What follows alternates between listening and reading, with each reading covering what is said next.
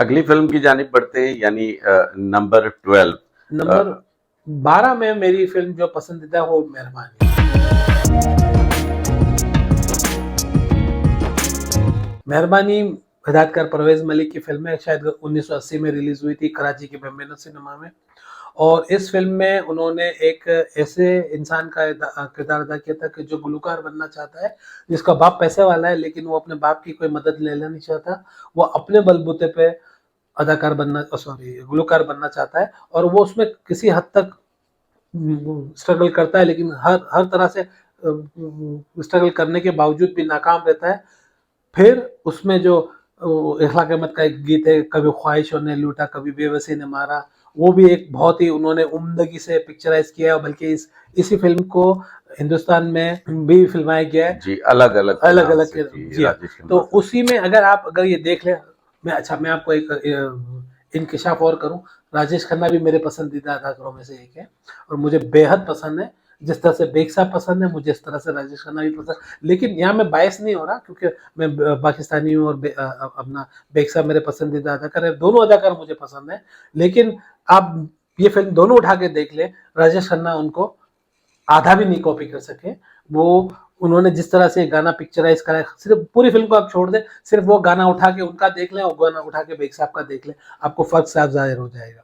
तो वो फिल्म मुझे इस वजह से भी पसंद है, और दूसरी अहम वजह मुझे उसकी पसंद होने की ये है कि जब एक ऐसा मौका आता है फिल्म में कि बेग साहब की बोलने की सलाहियत चली जाती है, उसके बाद जो वो अपनी वालिदा नेहर सुल्ताना से कहते हैं कि भाई वो बाबरा शरीफ को अपने घर ले आए, लेकिन वो खुद दूर रहकर हर चीज का को देख रहे थे। उस दौरान उनके चेहरे पर जो कर्व, डायलॉग तो कोई है नहीं, तो अब जो जो करना है वो चेहरे के एक्सप्रेशन, आंखों से उससे जाहिर करना है, तो ही बात बनेगी। क्योंकि अगर आपके पास डायलॉग है तो आप अपने डायलॉग से भी काम ले सकते हैं। तो वहाँ वो उन्होंने बड़े अच्छे तरीके से अपने चेहरे के कर्व को आंखों से जाहिर किया है, और साबित किया है कि वो एक बहुत बड़े अदाकार हैं, और वो डायलॉग के मोहताज नहीं है। उनका चेहरा ही काफी है, अगर वो कुछ कहना चाहते हैं तो वो चेहरे से भी कह सकते हैं। परवेज मलिक साहब के बारे में क्या कहते हैं इस फिल्म के ही हवाले से? मेहरबानी, परवेज मलिक साहब की कैसी डायरेक्शन थी? परवेज मलिक साहब मेरे सबसे पसंदीदा तरीन अदाकार, सॉरी, हिदायतकारों में नंबर 1 में मेरे नजरुल इस्लाम आते हैं, दूसरे नंबर पर परवेज मलिक आते हैं, और फिर आते हैं मोहम्मद जावेद फाजिल। अच्छा, उसकी वजह भी यही है कि शायद नदीम साहब के सबसे ज्यादा उन्होंने साथ काम किया। देखें, बात बिल्कुल हो सकता है, ऐसा भी है। असल में मुझे नजरुल इस्लाम साहब अपनी क्रिएटिविटी की वजह से बेहद पसंद है। आप उनकी फिल्म काले चोर उठा के देख लें, हालांकि उसमें तो बेग साहब नहीं है ना, लेकिन उन्होंने कितनी अच्छे तरीके से वो फिल्म बनाई है। ठीक है, वो पंजाबी फिल्म है, उनको सुल्तान राय को भी लेना पड़ा है, लेकिन आपको नजरुल इस्लाम नजर आ जाएगा उस फिल्म के अंदर। तो मुझे जो वो पसंद है वो, अच्छा हाँ, ये भी मैं बता दूं, देखें, बात हुई थी मेरी आपकी पहले कि हम बात करेंगे 10 best films of Pakistan film industry, ठीक है ना। तो उसमें अगर आप ये कहते हैं तो मैं आपसे बताएं सबसे पहले नंबर पर फिल्म कौन सी होती है? हिदायतकार नजरुल इस्लाम की नहीं अभी नहीं, जिसमें बेग साहब नहीं है। वो मेरी सबसे पसंदीदा तरीन पाकिस्तानी फिल्म, अगर कोई भी आदमी मुझसे पूछता है तो मैं से कहता हूँ नहीं अभी नहीं। तो उसकी वजह वही है, नजरुल इस्लाम की क्रिएटिविटी। अच्छा, जहाँ नजरुल इस्लाम में क्रिएटिविटी की एक खासियत है, परवेज मलिक, अब आपका सवाल परवेज मलिक के हवाले से, तो परवेज मलिक की खासियत, खास बात यह है उनके मौजूआत।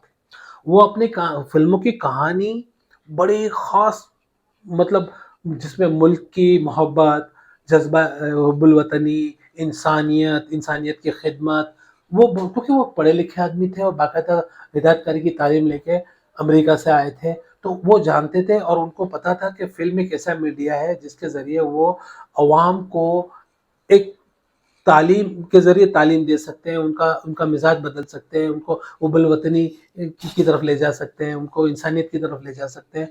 उनकी जो बात मुझे अच्छी लगती थी वो ये कि वो बहुत ही मुनज़्ज़म किस्म के हिदायतकार थे। उनकी फ़िल्म का हर फ्रेम, आपको कहीं कोई फ्रेम फालतू नहीं मिलेगा, हर कहानी से अटैच्ड हर फ्रेम, कोई बेमकसद बात नहीं नजर आएगी। लेकिन एक बात जो मुझे हमेशा खलती थी उनकी, उनके फिल्म के जो सेट होते थे, बाजार का सेट है, कोई भी फिल्म उठा ले वो बाजार का सेट आपको वही मिलेगा, एक जैसा होता था। एक ही जैसा होता था। चाहे आप हत्ता कि उनकी फिल्म शहजादा भी उठा लेना, आप पहली फिल्म से शुरू करें, और शहजादा उनकी आखिरी फिल्म थी, उसमें भी अगर आप बाजार का सेट देखेंगे ना, तो वही पहचान में भी आपको मिलेगा, वही आपको सच्चाई में भी मिलेगा, वही आपको जिस फिल्म में भी आप उठा ले, अगर बाजार का सेट है तो आपको वही सेट मिलेगा। वो तो उस, लेकिन उनकी इस खामी को उनके मौज़ूआत और उनकी हिदायतकारी के दूसरे जो लवाजमात थे उन्होंने छुपा दिया था। वरना ये बात मुझे इतनी अजीब सी लगती है कि इतना समझदार हिदायतकार वो एक बाजार के सेट को चेंज क्यों नहीं कर सके। वही सेट चलता रहा उनकी तमाम मतलब तख्लीकी जिंदगी में, वही बाजार का सेट चलता रहा। यानी किस्सा मुख्तसर ये कि मेहरबानी में उनकी डायरेक्शन आला मेयार की। बहुत ही बेहतरीन।